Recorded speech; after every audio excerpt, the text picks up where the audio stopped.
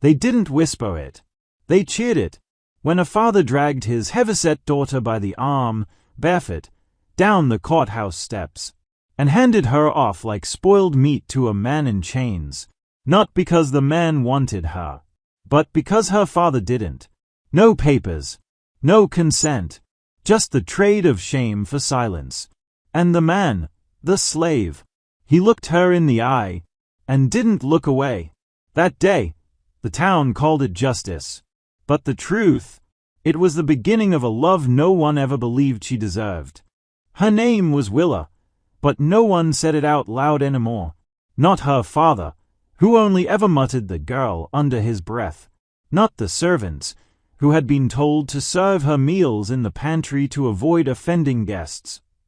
Not even the town preacher, who always squinted like she wasn't quite human. Willa was 20, soft-faced, painfully round, and completely invisible unless someone needed someone to mock. Since her mother died 5 years ago, food had become her silence. Biscuits and jam, pies at midnight, thick spoonfuls of gravy that numbed the ache in her chest. And her father, Judge Carver, he became less of a parent and more of a shadow, a man too proud to beat his daughter but too cruel to touch her hand. So when he opened the courthouse doors one blazing July afternoon, grabbed her by the arm, and dragged her outside without shoes, she didn't scream. She just clutched the only thing that still felt hers, an old book of poems her mother once read. That's when she saw him, the man in chains. He stood tall, silent, wrists shackled, shirt torn, black as midnight, and stronger than any man in town, though he carried himself like someone already beaten by life. They called him Elijah, a runaway, sold cheap to work the mines. The mines had closed, but Elijah hadn't been freed, just left to rot in a cabin on Carver's land. That afternoon, he was dragged out like livestock, and Judge Carver, dressed in full judicial black, spit at the dust near his feet. "I'll strike a deal with the law," he said to the sheriff. "This man works off the rest of his sentence by taking my daughter off my hands." Laughter rippled through the crowd like thunder. Sheriff Boone blinked, unsure if it was a joke. It wasn't. Elijah didn't flinch. He looked at Willa, not with pity, not with desire, but with a stillness that made her knees shake. "She eats like a hog, does nothing all day," her father added. "You'll feed her, house her, keep her out of my sight." No one spoke. No one protested. And in front of the entire town, the judge walked away, leaving Willa standing alone next to the man in chains. Elijah said nothing as they walked. He didn't reach for her, didn't slow for her, just kept a steady pace toward a cabin she had never seen, far from town, near the edge of the pines. By the time they arrived, her feet were blistered raw. Still, she didn't cry. He stopped at the porch and unlocked the door with a rusty key tied to his belt. Willa waited for him to enter. Instead, he tossed the key into her hand and turned away. "Ain't mine, ain't yours, but it's what we got." The cabin smelled like damp wood and old ashes. One bed, a half-broken stove, a table with one chair. She turned back, but Elijah was already outside, lying flat on the porch boards, using his arms as a pillow. That night, Willa cried into her fists, not because of the room, the dirt, the hunger, but because for the first time in her life, a man had looked at her and didn't recall. In the morning, Elijah chopped wood while she sat on the steps, watching. He said nothing to her.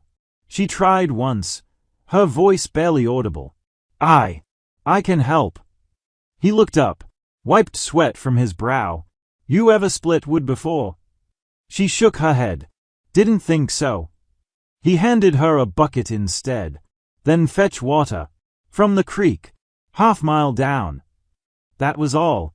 But something about the way he didn't laugh, didn't pity her, didn't soften his voice. It lit a strange, sharp flame inside her. For the first time in years, she wanted to try. Even if her arms ached, even if she spilled half the water, even if she was panting by the time she got back. He didn't praise her, but he didn't mock her either, and that was enough. Days passed.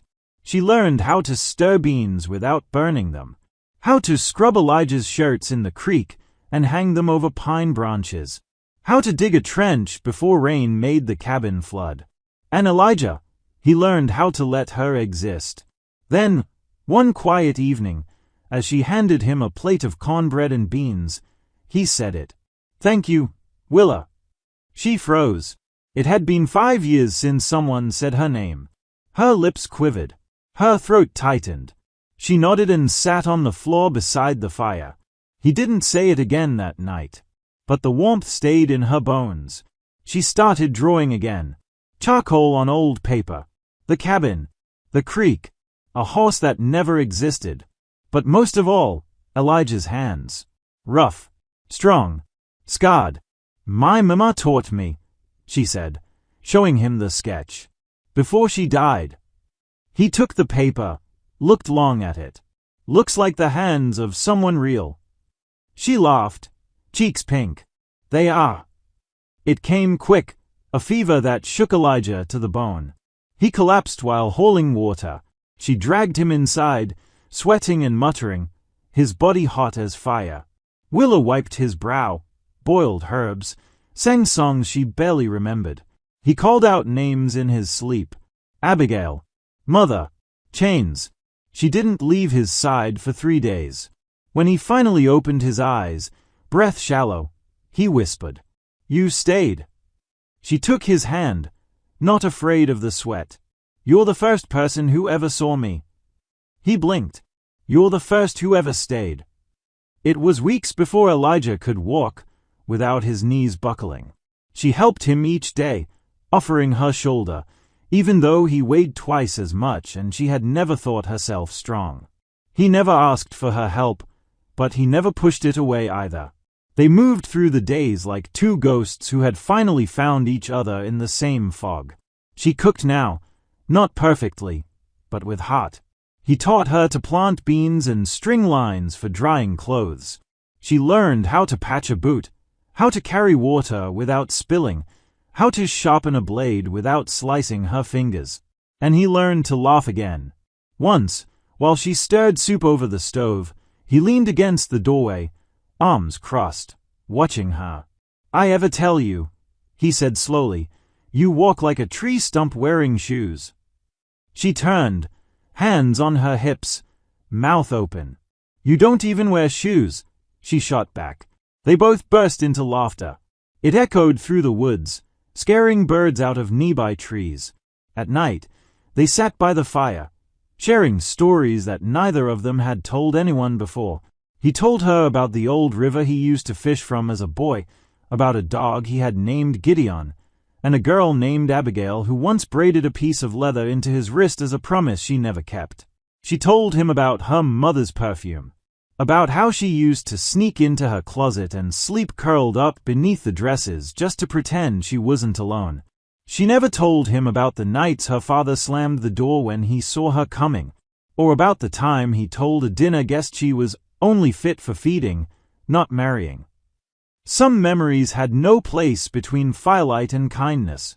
One day, while tending the small patch of garden behind the cabin, she looked up and said, "I think I know why my father gave me to you." He wiped dirt from his brow, not looking at her. "Why?" "Because he thought you'd hate me." Elijah looked at her then. Really looked. "I think he hoped I would." She nodded, pressing her lips tight. "But you didn't," she said softly. "No," he replied, without hesitation. "I didn't." That night, as she folded laundry and he whittled a bit of cedar into what might have been a spoon or maybe a rabbit, the quiet stretched between them like an old blanket, heavy, warm, familiar. "I was thinking," he said, not lifting his eyes, "when spring comes, we should leave." She looked up. "Leave?" He nodded. "There's a place called Willow Ridge. Quiet. I heard folks don't ask questions there. We could start over. Build something." She swallowed hard. "We." He paused. then set the carving down. I mean, if you'd want to. No one had ever asked her what she wanted before.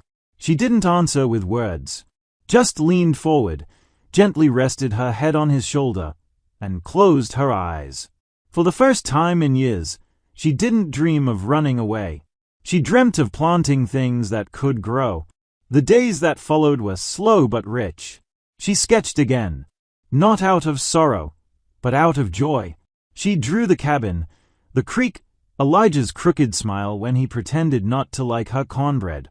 He built her a chair, just her size, with wide arms and smooth edges. She cried when he gave it to her. He pretended not to notice. Then, as spring neared, came the knock on the door. 3 sharp raps, like a hammer on bone. Elijah answered it, stepping outside before she could even stand. It was the sheriff, Boone, the same man who once laughed when Judge Carver handed her off like cattle. "You've had her long enough," Boone said, looking past Elijah into the cabin. "The judge wants her back." Elijah didn't move. "She ain't a sack of grain," he said. "She's not property." Boone tilted his head. "She was never yours, Elijah. You know that. The law don't see her any different than a mule on loan. And the judge wants his mule returned." From inside, she heard every word.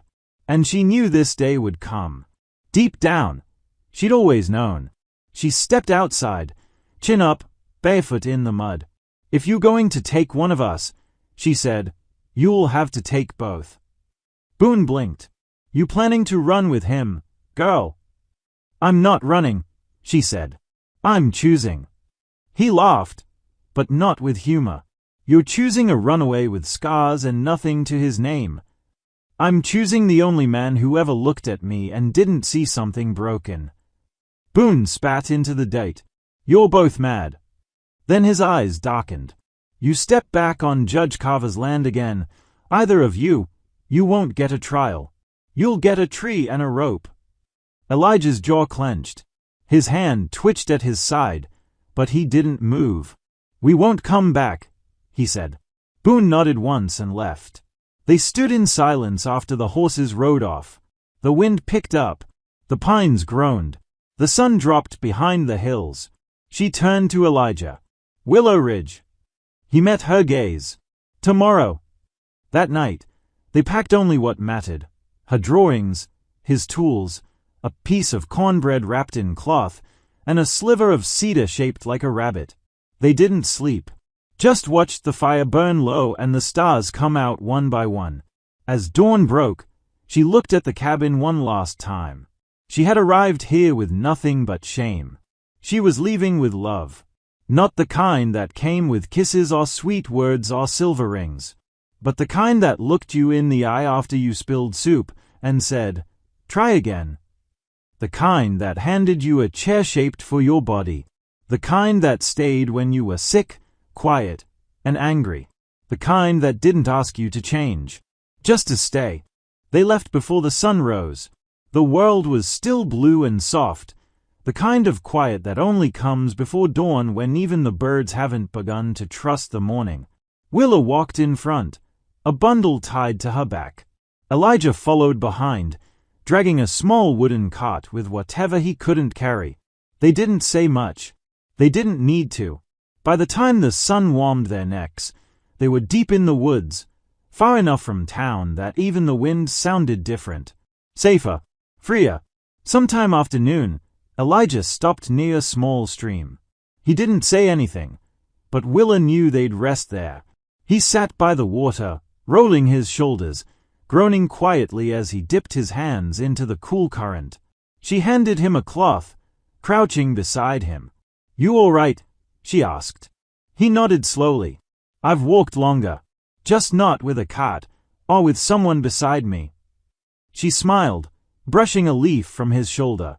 He didn't flinch. "I've never walked anywhere that wasn't away from something." He looked at her, eyes softening. "You ever walk toward something?"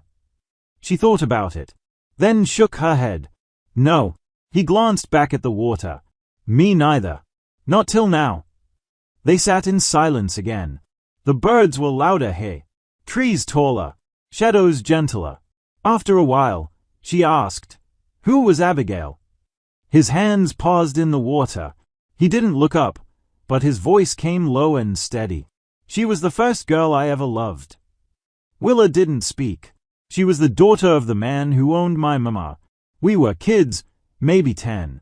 She didn't care that I was different. We'd steal apples, race horses, draw pictures in the dust. I thought she was magic. He pulled his hands from the stream, flexing them slowly. She told me once she'd marry me when we were older. Said she'd run away with me. I believed her. What happened? Willow asked. Elijah's eyes didn't blink. She got married. To a white banker from Georgia. Her father promised her off the moment we were caught holding hands. Willa felt her heart tighten. Not from jealousy, but something deeper. That sharp ache of knowing someone had once been told they were unworthy of love. Just like her. "I'm sorry," she whispered. He nodded. "I learned that day that people will say they love you right up until someone more convenient comes along." She reached out and took his hand. "I'm not convenient." He looked down at their joined fingers. His voice cracked, just barely. "No, you're real." They didn't speak for the rest of the afternoon, but their hands stayed together for a long time. That night, they found a small abandoned barn nestled behind a hill. The roof was half collapsed, but it kept the wind out. Elijah built a fire. Willa made the last of their cornmeal into cakes, burning two before getting the pan to stay level on the stones. They sat across from each other, the orange firelight flickering between their faces. "You ever scared?" she asked. He smiled faintly. "All the time." "I mean, of this. Of me. Of what comes next." He turned the stick in the fire. "I've been owned. Starved. Whipped. Forgotten. And now I'm sitting here with a woman who gives me her last bite of food without blinking." He met her gaze. "I'm scared, but not of you." She swallowed. "I'm scared you'll wake up one day and realize I'm still the fat girl no one wanted." He shifted closer. "You're not the fat girl." She scoffed. "You don't see me." "I do," he said. "I see your hands. How they shake when you're scared, but you still reach out anyway. I see how you hum when you cook even though you think no one's listening. I see how you let me be quiet without asking why." He leaned forward, closer. "I see you, Willa. All of you." And in that old broken barn, she didn't look away. He kissed her, soft, slow, unsure, like he wasn't claiming anything, just asking. She kissed him back. Not because she needed to be loved, but because, for the first time in her life, she was. The next morning, they crossed a ridge that led into a long golden valley. Willow Ridge lay beyond the bend, still hidden by trees, but they could smell smoke on the wind. Hearth fires, bread, civilization. Willa's heart pounded. She looked at Elijah. "You think they'll take us?" "They don't have to," he said. "We're not asking." She laughed, but it came out choked with nerves. "I'm just scared it'll all fall apart." He touched her shoulder. "Then we'll build again." The town of Willow Ridge wasn't like the others. It was smaller, quiet, a sawmill to the north, a blacksmith who tipped his hat without asking names, a shopkeeper who looked at Willa and Elijah like any other tired travelers and said, "There's a cabin down by the orchard. Old Miss Tally passed last spring. You're welcome to it if you clean it up." They cleaned it up. In 3 days, they had the floors swept, the roof patched, and a table with 2 chairs. Willa planted seeds. Elijah chopped wood. The neighbors came by one, to drop off flour, or blankets, or a hen that didn't lay anymore. No one asked where they came from. No one called her names. And for once in her life, Willa felt small in the best way, like the world didn't center on her shame anymore. It was a month before Elijah said it. They were sitting on the porch, watching the trees bend in the wind. He had just mended the rocking chair. She was drawing again, sketching the curve of his jaw while he wasn't looking. He turned to her, sudden but calm. "I love you, Willa." She didn't blink. "I know," she whispered. "I love you too." He looked away, like he was almost too shy to hold the moment. "Not like a rescue. Not like a second chance. I love you, like you were always meant to be mine." She set her sketchpad down and moved beside him. "You're the first home I've ever had." And he wrapped his arm around her shoulder and kissed the top of her head. That night, as they lay curled together beneath a roof they fixed with their own hands, Willa said a prayer her mother once taught her. Not for forgiveness, not for thinness, not even for safety, but for thank you. Thank you for chains that led to freedom. Thank you for shame that turned into truth. Thank you for a love no one believed she'd ever find, but did. Willow Ridge was quiet, but not blind. The people didn't ask questions, but they watched. Some with curiosity, some with quiet judgment that hung in their eyes but never reached their mouths. It was a month after they settled in when the whispers started. The blacksmith's wife, older and pinched with a mouth like vinegar, leaned over her fence one morning and said to Willa, "Folks talking 'bout where he come from. That man of yours." Willa, kneeling in the dirt planting tulips, looked up. "His not mine, like a coat I bought," she said gently. "His Elijah. And he came from the same kind of hurt most people pretend they never caused." The woman blinked, startled by her calm. "Didn't mean no harm," she muttered, retreating. But harm didn't always need intention. It crept in through looks, through silence, through the way people hesitated before touching Elijah's hand when he paid for goods, through how they asked her, "Are you doing okay out there?" as if love with a man like him was something to survive. Willa didn't argue with them. She just kept planting flowers. She and Elijah made a home of the old tally cabin. He built shelves from driftwood. She painted the walls soft blue. They traded eggs for flour, and he found work at the mill, quiet, hard work that made his hands strong again. Sometimes, Willa would walk to town just to sit beneath the willow tree in the square and sketch. People began to notice the change in her. She walked taller, laughed louder. Her clothes fit better, not because she was thinner, but because she finally dressed for comfort, not shame. A woman from the general store once said, "You've bloomed." And Willa, smiling, replied, "No, I was always a garden. Someone just finally watered me." But not everyone wanted flowers to grow. One afternoon, while Elijah was still at work and Willa returned home from trading butter, she found a note nailed to their door. Big block letters. "You're still property." Her hands shook. She tore the paper down, heart pounding. She didn't tell Elijah. Not that night. Not the next. But she grew quieter. She smiled, but not with her eyes. She touched him, but her fingers trembled. Finally, one night as they lay side by side in bed, she whispered, "What if they are right?" He turned toward her. "Who?" "The people. The ones who think I don't belong with you. That you don't belong here." He stared at her for a long time. Then, slowly, he sat up, reached beneath the floorboards, and pulled out a worn piece of cloth. He unfolded it. Inside was a tiny ring, bent, old, made of brass. "This was my mama's," he said. "Only thing she left me." He took her hand. "I was saving it. Didn't think I'd ever find someone who'd want a life with a man like me." She gasped.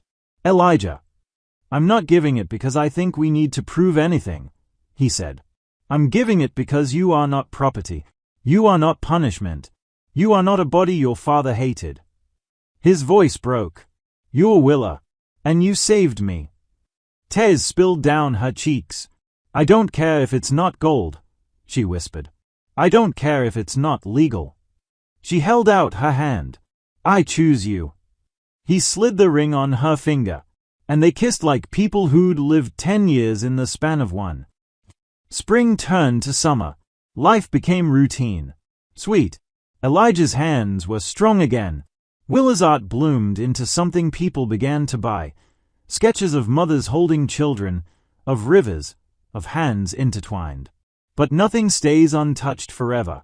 One humid morning, as Willa walked to town with a basket of sketches, she froze. 2 horses were tied outside the blacksmith shop. One of them bore the mark of Judge Carver. A silver C burned into the leather. She dropped the basket and ran. By the time she reached the cabin, Elijah was already standing in the yard, arms crossed, face blank. Across from him stood Boone, the sheriff, and beside him, the judge. Her father. He hadn't aged much. Still tall, still sharp-eyed. But something darker sat behind his expression now. "You think I wouldn't find you," he said to Elijah. Elijah didn't flinch. "I didn't run. I was released. Your deal ended." The judge scoffed. "She was given to you as punishment, not to marry. This," he pointed at Willa's ring, "is a disgrace." Willa stepped forward. "You disgraced me the day you gave me away like cattle." He looked her up and down. "You've grown more mouth than sense." She lifted her chin. "I've grown a spine." Boone shifted uncomfortably. "Judge, they are peaceful here. Haven't broken any law." Carver turned on him. "You're the sheriff. Enforce something." Boone cleared his throat. Looked at Elijah. "You planning to leave peaceably?" Elijah shook his head. "No, sir. Not this time." Carver's face twisted. "Then I'll take her back myself." He stepped toward Willa, but Elijah moved faster.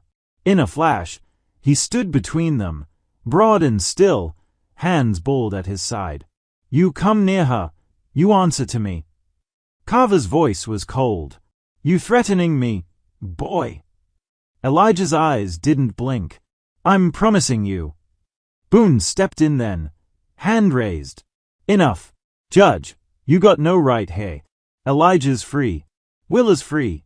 If you want to fight it, go to court. But in this town, we don't trade people." Carver's nostrils flared. "I'll remember this," he spat. Willa stared at him, unshaken. "I hope you remember everything. Especially the day your daughter chose love over fear." He looked at her one last time, eyes like ice. Then mounted his horse and rode off. Boone hesitated. "You all right?" he asked. Elijah nodded. "Better than I've ever been." When the dust cleared and the road was quiet again, Willa collapsed into Elijah's arms. "I thought he might try to drag me away." "I would have stopped him," Elijah said softly. She buried her face in his chest. "I know." That night, they sat outside the cabin, watching the stars blink through the trees. Willa held Elijah's hand in hers, thumb brushing the old scars along his knuckles. "I don't care what name I was born with," she said. "I only care about the one I'll leave behind." Elijah turned to her. "And what name is that?" She smiled. "Yours. If you'll give it." He kissed her, slow and deep. "You already have it." And under a sky full of quiet witnesses, they held each other like 2 halves of a story that had always been waiting to be told.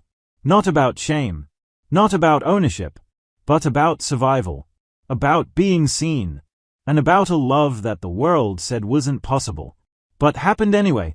Years passed, and no one came for them again. The world moved on, as it always does. New families moved into Willow Ridge. Roads were widened. The willow tree in the town square grew thick enough for 3 children to sit beneath, and in the little house by the orchard, Willa and Elijah lived a quiet, beautiful life. They never had much, but what they had, they shared. On Sunday mornings, Willa hung pies in muslin bags on her neighbors' porches. On stormy nights, Elijah repaired fences by lantern light without being asked. When a widow down the road went blind, Willa brought her sketches every week and described them until the old woman wept softly and said, "That's the color I remember." No one called them slave or burden or too much anymore. They were just Willa and Elijah, the quiet couple who grew sweet peas in the front yard and left their door unlocked. Willa's hair turned silver early. Elijah's back stiffened. They slowed down, but they never lost the fire in their eyes, the kind of warmth only survivors carry.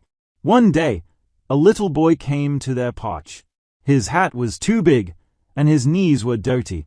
"Miss Willa," he said, holding up a broken wooden horse, "Mama said you and Mr. Elijah could fix anything."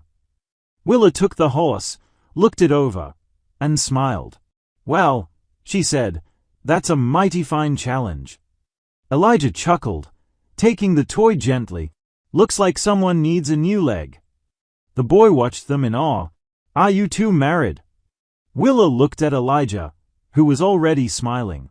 "No paper ever said so," Elijah answered, "but I reckon we've been more married than most folks ever get." The boy nodded, like that made perfect sense. When he left with the repaired toy in hand, Willa leaned into Elijah's side. "You know," she said, "sometimes I wonder." "Wonder what?" "What if none of it had happened? What if I'd been born thin and wanted? What if your chains had never touched your skin? Would we still have found each other?"